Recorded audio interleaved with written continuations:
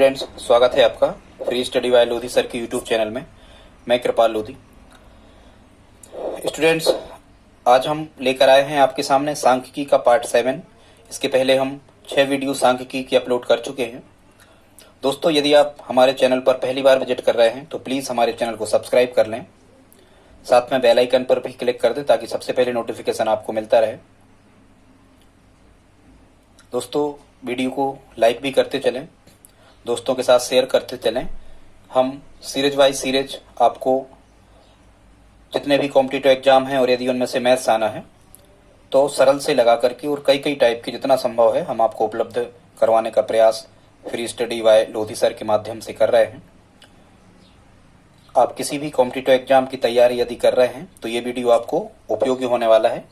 आप अंत तक यदि हमारे साथ बने रहते हैं तो कई छोटी छोटी बातें जो एग्जाम रिलेटिव हैं, जो मुख्यतः एग्जाम में पूछी जाती हैं, आज के बाद से आपको ये सभी की सभी बातें बिल्कुल आसान लगने लगेंगी। तो आइए देखते हैं।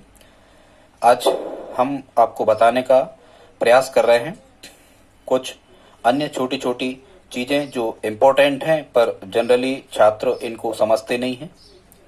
तो आइए देखते हैं। सबसे पहले हम देख लेते हैं प्रेक्षण या आंकड़े क्या कहलाते हैं। प्रेक्षण या आंकड़े स्टूडेंट्स उन राशियों को या उन मानों को कहते हैं जिनके बारे में हम कुछ गणना कर रहे होते हैं। ठीक है, कुछ भी आंकड़े कहलाते हैं। किसी की उम्र है, परिवार में सदस्यों की संख्या है, भार है, ठीक है, कुछ भी। किसी विधा कोई खेल की है तो उसमें खेलने वाले खिलाड़ियों की संख्या है, या किसी फैकल्टी में एडमिशन लेने वाले छात्रों की संख्या, कुछ भी ये आंकड़े कहलाते हैं। अब जो आंकड़ों के कई बार आपसे प्रकार पूछे जाते हैं कि मुख्यतः आंकड़े कितने प्रकार के होते हैं, तो आंकड़ों को 2 भागों में बांटा जाता है। एक तो संकलन के आधार पर आंकड़ों के प्रकार होते हैं, दूसरा वर्गीकरण के आधार पर आंकड़ों के प्रकार होते हैं। संकलन के आधार पर जो आंकड़े होते हैं ये 2 प्रकार के होते हैं। संकलन मतलब होता है एकत्रीकरण, इनको कौन इकट्ठा कर रहा है आंकड़ों को, ये देखा जाता है। तो ये संकलन के आधार पर 2 प्रकार के होते हैं। एक तो प्राइमरी डाटास और सेकेंडरी डाटास, मतलब प्राथमिक आंकड़े और द्वितीयक आंकड़े। द्वितीयक आंकड़ों को हम गौण आंकड़े भी कहते हैं। अब आपको ये समझना है कि प्राथमिक आंकड़े क्या कहलाते हैं स्टूडेंट्स। तो प्राथमिक आंकड़े उन आंकड़ों को कहते हैं जो किसी उद्देश्य को लेकर प्रेक्षणकर्ता स्वयं समाज में घूमकर या यहाँ वहां घूमकर स्वयं यदि इकट्ठे करता है जिन आंकड़ों को, उन्हें हम प्राइमरी आंकड़े कहते हैं। ठीक है, जैसे मान के चलो किसी व्यक्ति को कोई जानकारी जुटाना है तो वो खुद समाज में घर घर या जिन लोगों से उसको जरूरत है उसके यहाँ जाएगा, पूछेगा और उनको वो खुद इकट्ठा करेगा। ऐसे आंकड़ों को प्राथमिक आंकड़े कहते हैं। ये ज्यादा कहना चाहिए कि ये ज्यादा सही होते हैं, ये सटीक होते हैं। ठीक है, इनकी प्रमाणिकता ज्यादा होती है क्योंकि ये खुद प्रेक्षणकर्ता ने जिसको जरूरत थी उसने खुद एकत्रित किए हैं। अब हम देख लेते हैं द्वितीयक आंकड़े या गौण आंकड़े। तो ऐसे आंकड़ों को द्वितीयक आंकड़े या गौण आंकड़े हम कह सकते हैं जो किसी अन्य प्रेक्षणकर्ता ने इकट्ठे किए थे, लेकिन उनसे कुछ अन्य जानकारियों को दूसरे प्रेक्षणकर्ता ने यदि ग्रहण किया है या अन्य जानकारियों को उसने और निकाल दिया है उन्हीं आंकड़ों में से, तो ऐसे आंकड़ों को हम द्वितीयक आंकड़े कहते हैं। दोस्तों, ये द्वितीयक आंकड़े ज्यादा प्रमाणिक नहीं होते हैं क्योंकि ये प्रेक्षणकर्ता स्वयं इनको इकट्ठे नहीं करता है। पूर्व में किए गए प्रेक्षणकर्ता की कार्यकुशलता पर आधारित द्वितीयक आंकड़े होते हैं। अब हम देख लेते हैं वर्गीकरण के आधार पर। वर्गीकरण के आधार पर मुख्यतः जो आंकड़े होते हैं ये 3 प्रकार के होते हैं। अवर्गीकृत या खंडित आंकड़े, ठीक है, दूसरे होते हैं सतत या अपवर्जी आंकड़े, और जो तीसरे प्रकार के आंकड़े होते हैं इनको हम कहते हैं समावेशी आंकड़े। स्टूडेंट्स, आगे देखते हैं। अवर्गीकृत आंकड़े, हम आपको अवर्गीकृत आंकड़ों के बारे में बताना चाह रहे थे कि अवर्गीकृत आंकड़े क्या कहलाते हैं। तो ऐसे आंकड़ों को हम अवर्गीकृत आंकड़े या इसी को खंडित आंकड़े कहते हैं या अपरिष्कृत आंकड़े भी इसको कहते हैं। तो किसे कहते हैं देख लेते हैं। जब संकलित आंकड़े जिस रूप में एकत्रित किए जाएं उसी रूप में प्रस्तुत कर दिए जाएं, मतलब किसी प्रेक्षणकर्ता ने जिस रूप में उन आंकड़ों को इकट्ठा किया है यदि उसने उसी रूप में इनको प्रस्तुत कर दिया है, उसने ज्यादा वहां से कोई वर्गीकरण नहीं किया है, तो ऐसे आंकड़ों को हम अवर्गीकृत या खंडित या फिर अपरिष्कृत, एक शब्द और यहां पर लगता है, अपरिष्कृत आंकड़े इनको कहते हैं। जैसे कुछ भी मान के चलो, उसने लिख दिया 5, 6, 8, 11, 15, कुछ भी, किसी की उम्र निकाली है किसी परिवार में, तो इस प्रकार से उसने लिख दिया कुछ भी, तो ये अवर्गीकृत आंकड़े या खंडित आंकड़े या इन्हीं को कहते हैं अपरिष्कृत आंकड़े। मतलब जिस रूप में परीक्षणकर्ता ने इनको एकत्रित किया था उसी में उनको प्रस्तुत कर दिया, तो अवर्गीकृत, अपरिष्कृत या खंडित आंकड़े इनको कहा जाता है। इसके बाद हम देख लेते हैं दूसरा जो प्रकार होता है, इन्हें हम कहते हैं सतत आंकड़े, या फिर इन्हीं को हम कहते हैं अपवर्जीय आंकड़े। क्या कहते हैं? सतत या अपवर्जीय आंकड़े। ये क्या कहलाते हैं? इसमें प्रेक्षणकर्ता इनको वर्गीकृत कर देता है, मतलब, या फिर इनको वर्गीकृत आंकड़े, एक शब्द और हम कह सकते हैं वर्गीकृत आंकड़े भी हम इनको कह सकते हैं। तो इतने प्रकार एक ही, सतत, अपवर्जीय और वर्गीकृत आंकड़े। ठीक है, तो ये किस प्रकार के कहलाते हैं? जैसे मान के चलो हम इनको वर्गों में बांटते हैं, 0 से 10, 10 से 20, या हम कहें 20 से 30 या 30 से 40। आप समझ रहे हैं, वर्गांतर 10 है। मतलब पहले वर्ग की उच्च सीमा दूसरे वाले वर्ग की निम्न सीमा होती है। देखो, ये पहले वर्ग की उच्च सीमा कितनी है? 10। दूसरे वर्ग की निम्न सीमा कितनी है? 10। या दूसरे वर्ग की उच्च सीमा कितनी है? 20। तो तीसरे वर्ग की निम्न सीमा कितनी है? 20। तो मतलब कुछ भी कह सकते हैं हम, दूसरे वर्ग की निम्न सीमा, दूसरे वर्ग की उच्च सीमा तीसरे वर्ग की निम्न सीमा है। यदि इस प्रकार से लिखा जाए, ये कुल मिला के ये वर्ग कहलाते हैं। 0 से 10, 10 से 20, या 5 से 10, 10 से 15। इस प्रकार के आंकड़ों को हम क्या कहते हैं? सतत कहते हैं। ठीक है, या अपवर्जीय, या इन्हीं को क्या कहा जाता है? वर्गीकृत आंकड़े। आपको ये आते हैं क्वेश्चन, निम्न में कौन सतत, अपवर्जीय, वर्गीकृत आंकड़े हैं, तो आप समझ जाना इस प्रकार के। ठीक है, अब एक प्रकार के आंकड़े और होते हैं जिनको हम समावेशी आंकड़े कहते हैं स्टूडेंट्स। और ये जो समावेशी आंकड़े होते हैं मुख्यतः ये कैसे होते हैं? ये वर्गीकृत तो होते हैं लेकिन ये सतत नहीं होते। मतलब कहने का, जैसे हम कहें, इनको हम एक एग्जांपल ले हुए, आंकड़े लिखे हैं 0 से 4, फिर उन्होंने लिख दिया 5 से 9, फिर उन्होंने लिख दिया कुछ भी मान के चलो, लिख दिया उन्होंने 10 से 14। इस प्रकार के। तो देखो, ये सतत तो हैं लेकिन ये समावेशी हैं। मतलब देखो, पहले वर्ग की उच्च सीमा दूसरे वर्ग की निम्न सीमा नहीं है। ठीक, समझ रहे? लेकिन वर्गांतर बराबर है। 4 और 5 9, 9 और 5 14। इस प्रकार से ऐसे आंकड़ों को हम क्या कहते हैं? समावेशी आंकड़े। दोस्तों, अब अगला टाइप हम देख लेते हैं। आपको क्या निकालने के लिए आता है? अगला आपको निकालने के लिए आता है परास, विस्तार या रेंज। पिछले किसी वीडियो में हम बता चुके परास, विस्तार या रेंज का मतलब क्या होता है। इसमें इसका एक फार्मूला होता है, सबसे अधिक मान ऋण सबसे कम मान। ध्यान रखना, ये विस्तार या रेंज कहलाता है। ऋण सबसे कम मान, सबसे अधिक मान और सबसे कम मान के अंतर को हम क्या कहते हैं? विस्तार कहते हैं। ठीक है, या फिर इसे ही क्या कहा जाता है, या फिर इसे ही कहा जाता है क्या?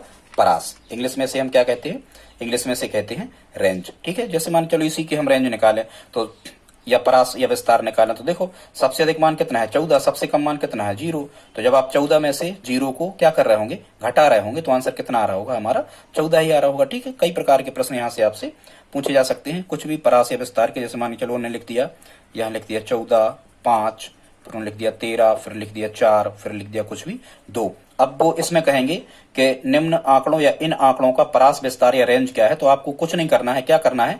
सबसे अधिक मान में से सबसे कम वाली संख्या को घटा देना, सबसे बड़ी संख्या में से सबसे छोटी संख्या को घटा देना है। 14 में से जब आप 2 को घटा रहे होंगे तो इसका आंसर सबसे बड़ी संख्या यहाँ पर 14 है, सबसे छोटी कितनी है? 2। जब आप 14 में से 2 को घटा रहे होंगे तो यहाँ आंसर कितना आ रहा होगा? 12 आ रहा होगा। 12 इसका क्या होगा? परास या विस्तार या रेंज होगा। ठीक है, कई बार जहां आपको वर्गीकृत आंकड़ों में भी परास, विस्तार या रेंज पूछ लिया जाता है। कैसे वर्गीकृत आंकड़ों में? देखो, हम यहां ऊपर आपको लिख के बता रहे। दोस्तों, आगे देखते हैं हम क्या बता रहे थे। परास के बारे में आपको बता रहे थे, परास क्या कहलाता है। अब यदि आपसे कभी वर्गीकृत आंकड़ों की परास पूछी जाए, वर्गीकृत आंकड़ों में परास से विस्तार पूछा जाए, तो क्या करोगे? जैसे उन्होंने कहा कि 0 से 10, 10 से 20, 20 से 30। यदि ऐसा आपको क्वेश्चन दे दिया, या और भी ज्यादा दे सकते हैं, हमने यहाँ 3 ही वर्ग लिखे, तो यहां यदि आपसे कहेंगे कि इसकी परास या विस्तार या रेंज क्या होगा, तो आपको वही करना है। सबसे अधिक मान, भले वर्गों में लिखे हैं, सबसे अधिक मान है 30 और सबसे कम मान कितना है? 0। जब आप 30 में से इस 0 को घटा रहे होगे तो यहाँ पर हमारा परास 30 में से 0, तो आंसर कितना आ रहा होगा? इसका 30 आ रहा होगा। दोस्तों, इस प्रकार से परास को या रेंज को, विस्तार को हम निकालते हैं। और ये 2 टाइप में भी, या तो आपसे इस प्रकार के अवर्गीकृत आंकड़े पूछे जाएंगे या वर्गीकृत आंकड़े पूछे जाएंगे। हमने दोनों में बता दिया। आप तो सबसे बड़ी संख्या देखो, उसमें से सबसे छोटी संख्या को घटा दो, ये परास, विस्तार या रेंज निकल आता है। अब हम देख लेते हैं वर्ग की माप, या इसी को हम कहते हैं वर्ग अंतराल, ठीक है, वर्ग की माप, या इसी को हम क्या कहते हैं, वर्ग अंतराल। तो दोस्तों इसमें एक तो उसी को वर्ग की माप कहते हैं, उसी को वर्ग अंतराल कहते हैं, उसी को हम क्या कहते हैं, वर्गांतर भी इसी को कहा जाता है, मतलब इंग्लिश में हम इसे क्लास साइज भी कहते हैं। इसका एक फार्मूला होता है, और फार्मूला क्या है, वर्ग की माप बराबर होता है परास बटे वर्गों की संख्या, परास बटे वर्गों की संख्या, ठीक है। जैसे इसी में आपसे पूछ लिया 0, 10, 10, 20, 20, 30, ठीक है, इस प्रकार से। और वो कह रहे हैं, क्या कह रहे हैं, वो कह रहे हैं कि इसमें वर्ग की माप, इसमें देखो आप 0 से 10, 10 से 20, 20 से 30, ये डाटा लिखा है, यहां फिर से लिख दे रहा है, कह रहे हैं 0 से 10 कामा 10 से 20 और कामा 20 से 30, इस प्रकार की, या लंबवत में लिख देंगे, या 30 से 40 कुछ भी। और इसमें कह रहे हैं वर्ग अंतराल क्या है या वर्गांतर क्या है। तो देखो इसका फार्मूला क्या है, वर्ग की माप बराबर परास बटे वर्गों की संख्या। जब आप इसकी परास निकाल रहे होगे, देखो तो परास 30 में से 0 घटाओगे, बड़ी संख्या में से छोटी घटाओ तो विस्तार या परास निकाल दो, 30 में से 0 गए, कितने बचे, 30 बचे, 30। और ये वर्ग कितने हैं, इसको एक वर्ग कहते हैं, दोनों को मिला के, निम्न सीमा और उच्च सीमा को मिला के एक वर्ग कहते हैं। 1, 2, 3, कितने वर्ग थे यहाँ पर, 3 वर्ग थे, तो 30 बटे 3, मतलब कितना निकल के आया, 10 निकल के आया दोस्तों। तो ये क्या निकल के आया कि 0, 10, 10, 20 और 20, 30, ठीक है। यहां से हमने क्या निकाल दिया, वर्ग की माप, वर्ग अंतराल या वर्गांतर कितना होगा इसका, 10 होगा। और जनरली वर्गांतर कैसे निकालते हैं, इन दो में नहीं देखा करे, उच्च सीमा में से निम्न सीमा नहीं घटाई जाती। आप पहले वर्ग की उच्च सीमा और दूसरे वर्ग की उच्च सीमा का डिफरेंस देखो, 20 में से 10 गए, 10 बचा, ठीक है। या दूसरे वर्ग की उच्च सीमा और तीसरे वर्ग की उच्च सीमा देखो, तो 30 में से ज्यादा में से कम घटाओ, 30 में से 20 गया, 10 बचे। या निम्न निम्न निम्न देख लो, 10 में से 0 गए 10, 20 में से 10, तो इस प्रकार से ये 10 आ जाता है, हमेशा ध्यान रखना, ठीक है। यदि आपसे इस प्रकार के क्वेश्चन इसमें पूछे जाते, यदि आपसे इस प्रकार के क्वेश्चन पूछे जाते, किस प्रकार के, जैसे वो कह देते कि 0 से 4, फिर कह देते यहां 5 से 9, और फिर कह देते 10 से 14, ठीक है। तो यहां आप वर्गांतर या वर्गांतराल कैसे निकालते, इस वाले क्वेश्चन में आप वर्गांतर या वर्गांतराल कैसे निकालते, तो कभी ये गलती नहीं करना कि 4 में से 0 घटाओ तो 4 बचेगा, ये गलती नहीं करना। आपको करना क्या है, आपको जैसा हमने शुरू में आपको बताया था, या तो उच्च सीमा, बाजू वाली उच्च सीमा में से पहले वाले वर्ग की उच्च सीमा को घटाना है, 9 में से 4 गए, कितना बचा, 5। या फिर निम्न में से निम्न घटाओ, 5 में से 0 गए, कितना बचा, 5। यहां देखो 14 में से 9 घटाओ 5, या 10 में से 5 घटाओ 5, मतलब इसका आंसर वर्गांतर या वर्गांतराल या वर्ग की माप दोस्तों 4 नहीं होगी, इसका आंसर क्या होगा, वर्गांतर कितने का आ रहा होगा, यहाँ पर भी 5 का वर्गांतर आ रहा होगा, ठीक है दोस्तों। अब हम देख लेते हैं क्या वर्ग सीमाएं, वर्ग सीमाओं को कैसे फाइंड करते हैं। तो देखो कोई भी वर्ग लिखा होता है, जैसे मान के चलो एक वर्ग लिखा है 10 और 20, इस टाइप से, या 20, 30, 19, कुछ भी, तो ध्यान रखना जो छोटा मान होता है, प्रारंभिक मान बाईं ओर का, इसे हम निम्न सीमा कहते हैं, और जो दाईं ओर का बड़ा मान होता है इसे हम उच्च सीमा कहते हैं। इसका मतलब ये होगा कि इसमें लोअर लिमिट या निम्न सीमा 10 होगी, और इसमें उच्च सीमा जो होगी वो कितनी होगी, इसकी उच्च सीमा होगी 20, या अपर लिमिट उसको हम कहते हैं, वो कितना होगा, 20 होगा। आप समझ गए। अब हम देख लेते हैं आगे। यदि आपसे पूछा जाए वर्ग मध्यमान, एक शब्द को पकड़ो, उसी को वर्ग मध्यमान कहते हैं, उसी को वर्गांक कहते हैं, उसी को वर्ग चिन्ह कहते हैं। आप यहाँ कंफ्यूजन नहीं होना, वर्ग शब्द लिखा है तो वर्ग अंतराल और वर्गांतर बात अलग हो, वर्गांक या वर्ग चिन्ह अलग है, तो ध्यान रखना। मध्यमान या वर्गांक वर्गांतर का फार्मूला क्या होता है, इसका सूत्र होता है निम्न सीमा धन उच्च सीमा सबके बटे 2। क्या होता है, निम्न सीमा धन उच्च सीमा, और इन दोनों को जोड़ के 2 का क्या करते हैं, भाग। एक्चुअल में ये माध्य है, देखो यहाँ लिखा है मध्यमान, मतलब ये माध्य है, मतलब औसत है, और किसका, वर्ग का। जैसे उन्होंने लिख दिया, मान के चलो आपको क्वेश्चन दे दिया, क्वेश्चन कह रहे हैं कि 10 और 20 का मध्यमान क्या होगा, या वर्गांक या वर्ग चिन्ह क्या होगा, तो हम कहेंगे 10 और 20 को जोड़ दो, कितना हो गया, 30 हो गया, और 30 में लगा दो 2 का भाग, तो इसका आंसर कितना आ रहा होगा, 15 इसका आंसर आ रहा होगा। मतलब 10 और 20 का वर्गांक क्या हुआ, 15 होगा, समझ गए। या जैसे मान के चलो कहें 20 और 30 का, ठीक है, तो 20 और 30 50, 2 का भाग किया, कितने मिले, 25, इस टाइप से, ठीक है दोस्तों। अब हम आ जाते हैं किस पे, वर्ग आवृत्ति पे आ जाते हैं, ठीक है। तो ये वर्ग आवृत्ति क्या कहलाती है, तो जो भी वर्ग लिखा होता है तो प्रत्येक वर्ग के आंकड़ों की पुनरावृत्ति जितनी बार होती है, ठीक है। जैसे मान के चलो कुछ भी एक हम क्वेश्चन लिख दें, यहाँ लिख दें x और यहाँ लिख दें f, अब ऐसे वर्ग बने हैं 0, 10, ठीक है, यहाँ लिखा है 10, 20 और कुछ भी, मान के चलो यहाँ लिखा है 3, यहाँ लिखा है 5, तो हम कहें 0 10 की आवृत्ति कितनी होगी, तो 0 से 10 के बीच की संख्या 3 बार आई, मतलब 0 10 वर्ग की आवृत्ति 3 होगी, या 10 20 वर्ग की आवृत्ति कितनी होगी, 5 होगी। ठीक है, इस प्रकार से। अब ये प्रेक्षण या आंकड़े ये हम आपको पहले ही बता चुके हैं। एक चीज और हम आपको समझाना चाहते हैं, और वो चीज दोस्तों क्या है, हम आपको बताना चाहते हैं टेली चिन्हों के बारे में। यदि कभी आपने नहीं सुना हो तो हम आपको बता दे रहे हैं कि टेली चिन्ह क्या कहलाता है। तो थोड़ी सी जानकारी आपको हम टेली चिन्हों के बारे में बता दे रहे हैं कि टेली चिन्ह एक्चुअल में क्या कहलाता है। टेली चिन्ह क्या कहलाता है, तो ध्यान से सुनना। जो अपरिष्कृत आंकड़े होते हैं या जो वर्गीकृत आंकड़े होते हैं, तो अपरिष्कृत या वर्गीकृत आंकड़ों, अपरिष्कृत या अवर्गीकृत जो आंकड़े होते हैं, वर्गीकृत नहीं, अपरिष्कृत और अवर्गीकृत जो आंकड़े होते हैं, इनको वर्गीकृत करने के लिए जिन गणना चिन्हों का प्रयोग करते हैं उनको हम क्या कहते हैं, टेली चिन्ह कहते हैं। और मुख्यतः जो टेली चिन्ह होते हैं इनको एक खड़ी रेखा द्वारा दर्शा दिया जाता है। और इसमें एक चीज का और हमें ध्यान रखना होता है, 5 से अधिक टेली चिन्हों को हम नहीं दर्शा सकते, और 5 का जो पेयर बनता है, 4 चिन्ह इस प्रकार से खींचे जाते हैं, और 5वां चिन्ह इस प्रकार से, पहले को आखिरी से, पहले का ऊपरी सिरा और लास्ट का नीचे का सिरा, ये मिला के ऐसे बनाए जाते हैं। 5-5 के बंडल के रूप में टेली चिन्हों को दर्शाया जाता है, और ये किसी भी बारंबारता को दर्शाने वाले चिन्ह होते हैं, जिनको हम क्या कहते हैं, टेली चिन्ह कहते हैं। दोस्तों एक टाइप का क्वेश्चन और रह गया था, उसको भी हमने इस वीडियो में पूरा करने का प्रयास किया है। मान के चलो यदि आपको कोई क्वेश्चन लिखा है इस प्रकार से कि निम्न सारणी में यदि माध्य 6 है, मतलब उनने समांतर माध्य का मान आपको दे दिया है, कह रहे हैं कि x बार की वैल्यू कितनी दे रखी है, उनने 6 दे रखी है, और कह रहे अज्ञात बारंबारता x का मान ज्ञात कीजिए। तो इसको हल करने के लिए हम क्या करते हैं, इसको हल करने के लिए सबसे पहले तो आपको ये गणित में समझना होगा। गणित का जो तरीका या गणित का जो विधि होती है वो ये कहती है दोस्तों कि जो कुछ आपको दिया है यदि वो हो रहा है, उसका फार्मूला है, तो आपको उसका ही फार्मूला लगाना पड़ेगा। मतलब यदि अब आपको ये पता होना चाहिए कि जो वर्गंतराल यदि दिए रहते हैं तो समांतर माध्य हम कैसे निकालते हैं, तो उसमें हम क्या करते हैं, एक टेबल का निर्माण करते हैं। बिना टेबल के आप इसे बना भी नहीं सकते। तो सबसे पहले हम यहाँ वर्ग अंतराल लिख लेते हैं, 1 से 3, 3 से 5, 5 से 7 और 7 से 9। फिर इनकी ये वर्ग अंतराल हो गए। फिर क्या लिखते हैं, इनकी बारंबारता फ्रीक्वेंसी को लिख लेते हैं। इनकी फ्रीक्वेंसी कितनी कह रहा है, इसकी 3 है, इसकी 2 है, इसकी 1 है, और 7 और 9 की अज्ञात है x।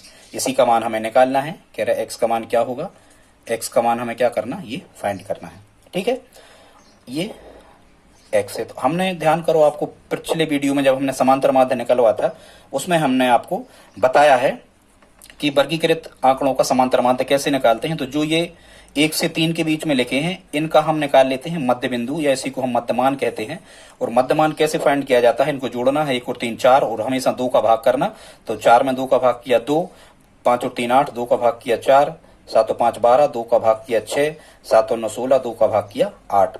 ये कहलाता है x मध्यमान। अब हम यहाँ f गुणा x का एक कॉलम और बनाते हैं, मतलब फ्रीक्वेंसी का इस मध्यमान में गुणा करके लिखना है। 3 दूनी 6, तो चौको 8, 6 एकम ये गुणा 6, और 8 का x में करेंगे तो 8x। फिर यहाँ हमें टेबुलेशन करके इनका क्या निकालना होता है दोस्तों, इनका जोड़ हमें निकालना होता है। किसका, क्योंकि हमारा जो फार्मूला है वो है x बार बराबर सिग्मा f इंटू एक्स अपान सिग्मा f, ये फार्मूला इसका होता है। ठीक है, तो अब हम सिग्मा f मतलब फ्रीक्वेंसी का जोड़ निकाल रहे, तो 3 और 2 5 और 1 6, और 6 में जब हम x जोड़ रहे होंगे तो ये सिग्मा f आ रहा होगा। 6 में जब x जोड़ रहे होंगे तो 6x नहीं आएगा दोस्तों, गलती नहीं करना, 6 धन x आएगा। 6 में जब हम x जोड़ रहे होंगे तो 6 धन x।